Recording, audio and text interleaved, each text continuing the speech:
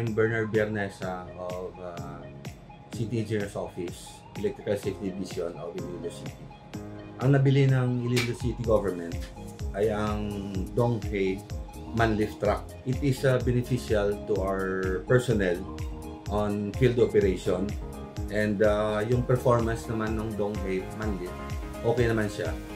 Maraming mga advantages. Pinapabilis niya yung mga gawain ng mga personnel namin, especially when installing in our street lights, lamps. Kasi dito sa Iloilo, matataas na yung mga street light lamppost namin eh. So kailangan talaga namin yung man-lift. So yung nabili ng city government bago yung Donghae product, okay naman. At saka ginagamit rin namin ito pag may mga sakuna, especially pag may mga punong napuputol. Yung mga personnel namin, itong man-lift yung ginagamit namin.